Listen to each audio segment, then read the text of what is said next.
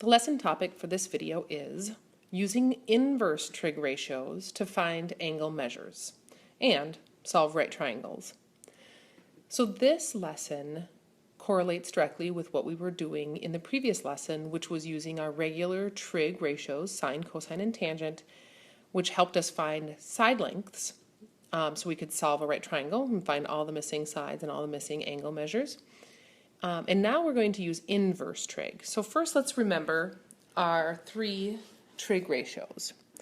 This is actually three different ways to say the same exact thing. So we know the sine ratio is the opposite side over the hypotenuse, the cosine ratio is the adjacent side over the hypotenuse, and the tangent ratio is the opposite side over the adjacent. Oftentimes we'll use the phrase SOHCAHTOA to remind ourselves what those trig ratios are, and SOHCAHTOA is exactly what this says as well as all of these. It says that the sine is the opposite side over the hypotenuse, and the cosine ratio is the adjacent side over the hypotenuse, and the tangent ratio is the opposite over the adjacent. So all three of these things really mean the same thing. It's just helping you remember which ratio goes with which trig name, sine, cosine, or tangent. Okay, so the difference in this lesson versus the previous lesson is that instead of finding a missing side length right now, what we are going to practice doing is finding a missing angle measure. If you look at this problem, it asks us to find the measure of angle B. Here's angle B right here. Okay? We don't know the measure of the angle. We do know that this angle up here, angle C, is 90 degrees. If we knew what this angle was, we would easily be able to subtract this and 90 degrees from 180 to find the missing angle. But we don't know this angle right here either. So what we need to use here is, because we know two side lengths, one is 5 and one is 10, we can use those with a trig ratio and use the inverse of that trig ratio and find the missing angle. So it's kind of like doing the opposite. So instead of finding a side length using the angle, we will find an angle measure using the side lengths. So the first thing I'd like you to do when you get to a problem like this, when we're trying to find the missing angle measure, is to label the sides the same way we would if we were trying to use regular trig to find a missing side. So the first thing we're going to do is look at that right angle and know that across from it is what we call the hypotenuse. So I'm going to label this as the hypotenuse. And then, keeping in mind the angle of reference is the angle we're trying to find the measure of, I'm going to label the opposite side. So if I was standing right here, I would run to the opposite side over here. So this is the opposite side. And that would leave this as the adjacent side by process of elimination. All right. So now what we're going to do is we are going to, once again, just like in the previous lesson, we're going to point to the things that we know. Well, we know this side is 5, and we know that this side is 10. So we know 5 and 10, and that's the opposite side and the hypotenuse. Opposite and hypotenuse. We have to ask ourselves, which trig ratio is that? Well, if we write SOHCAHTOA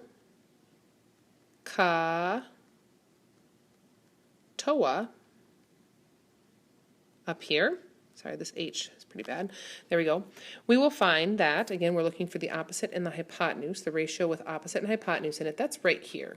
That's the sine ratio. So we're going to write the sine, and typically we write the angle measure next. Well, we don't know the angle measure, we're trying to find it. So we're trying to find the angle right here, angle B. So I'm going to say the sine of angle B is equal to, and we know the sine ratio is the opposite over the hypotenuse. So the opposite side is 5, and the hypotenuse is 10. So now to solve this, we need to use a different function on our calculator, and that is using inverse sine. What you'll see on your calculator is near the sine button. It depends on which calculator you have, and I can help you in class with this if needed. We're going to use the sine inverse. Sine raised to the -1 is the symbol for the inverse sine. And what we do now is we take our B, the angle we're trying to find the measure of, and our fraction 5/10, 5 over 10, and we swap them around. So we're going to write the 5 over 10 here, and we're going to write the B over here, or the measure of angle B would probably be more appropriate, but I just put a B for now. So now we're going to use that sine raised to the -1 on our calculator to find the inverse sine of 5/10. And on most calculators, you will need to use the second button or shift. When we do this, sine inverse, sine raised to the -1 of 5/10 will be 30 on your calculator if you compute that correctly, which is then the measure of angle B, 30 degrees. Okay, all right, so let's try another one. Okay, in this picture, we are trying to find the measure of angle F. Angle F is right here. I'm going to label my sides based on that angle. First, I'm going to label the hypotenuse, so that's this side here. It's across from the right angle. Next, I'm going to label the opposite side, opposite of angle F. Again, if I was right here in angle F, I would run to the opposite side over here, so that's the opposite. And the adjacent side is the side that remains. Once again, think about which two sides do we already know. We know the 6-foot side and the 4-foot side, okay, which is the opposite and the adjacent. If we need to use the opposite and the adjacent side, opposite and adjacent are together up here in the tangent ratio. So we're going to use the tangent ratio. And the tangent of the angle we're looking for, the tangent of angle F, is equal to the opposite side over the adjacent side. So the opposite side is 4 and the adjacent side is 6. Again, we're going to use tangent inverse, the inverse tangent, and we're going to do a swap here. We're going to switch around the 4/6 and the F. Now remember, this is not taking the reciprocal of the fraction. We do not flip our fraction around. That's sometimes a common error. So I'm going to keep the 4/6 the same way it is, and I'm going to find the measure of angle F. And when I compute that on my calculator, I get 33.690 is the measure of angle F.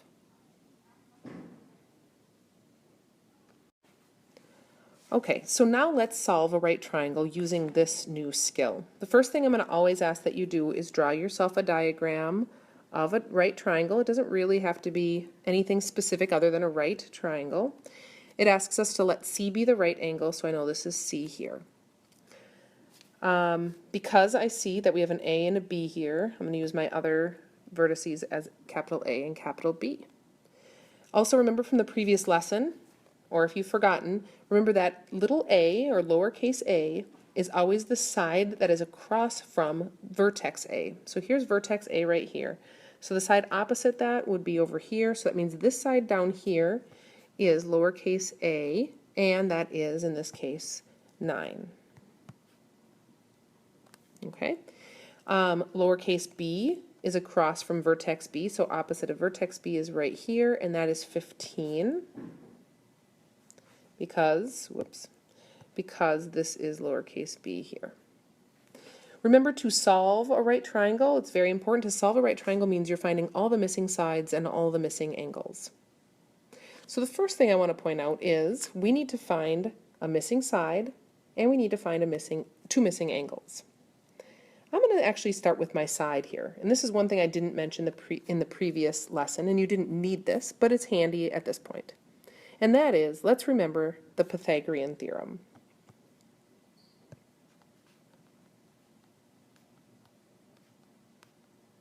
The Pythagorean Theorem is helpful if we want to find a missing side when we know two other sides of a right triangle.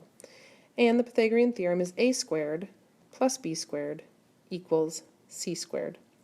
One side length of a right triangle squared plus another side length of a triangle squared is always equal to the third side of the triangle squared, as long as C is the hypotenuse.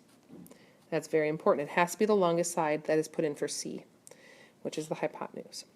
So since we are looking for the hypotenuse, that is going to be our C value. So I can put 15 and 9 in for A and B.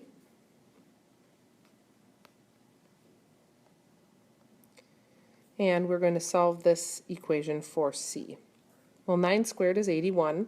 15 squared is 225 equals c squared. And that is 306 equals c squared. And now we are going to square root both sides in order to solve for c. The square root of 306 is approximately 17.493. Okay, so now we know this side is 17.493 approximately. And we've solved for one of the missing measures. Again, now we have all three sides. Now we need all three angles. We only have one. So to find one of the missing angles, we can go ahead and pick whichever one we want to start with. I'm going to go ahead and pick angle A up here. And I'm going to use an inverse trig ratio, like we practiced on the previous slide, to find the measure of angle A. So first thing I'm going to do is pick two sides that I know. Again, this time I actually know all three sides, and I'm just going to pick two of them that I want to use. I'm going to pick the ones that are whole numbers. Okay, I'm not going to pick this one up here. So these two right here, I'm going to use, but first thing I probably need to do here is label my sides as hypotenuse, adjacent, and opposite. All right, so based on the right angle, we know this is the hypotenuse. And then based on the angle right here, angle A that I'm trying to find the measure of, the opposite side would be down here, the opposite side, and that leaves us with the adjacent side here. So back to what I was saying, I'm going to use the 15 and the 9. Now 15 and 9, take a look, those are the opposite and the adjacent sides. So I'm going to use which trig ratio if I want opposite and adjacent.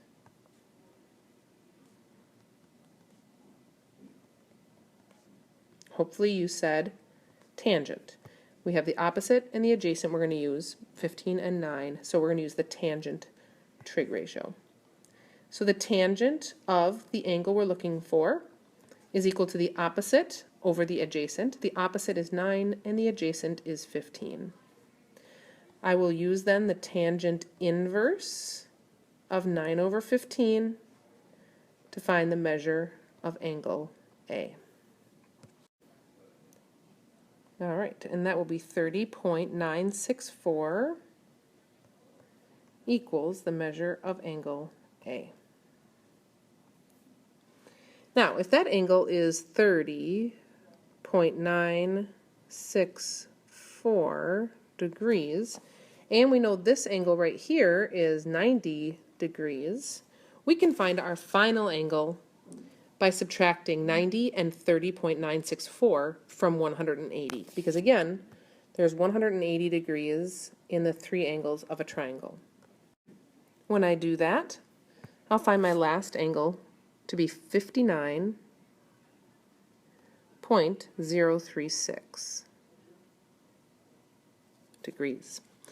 Notice I now have 15, 9, and 17.493 for my three side lengths, 90 degrees, 30.964, and 59.036 degrees.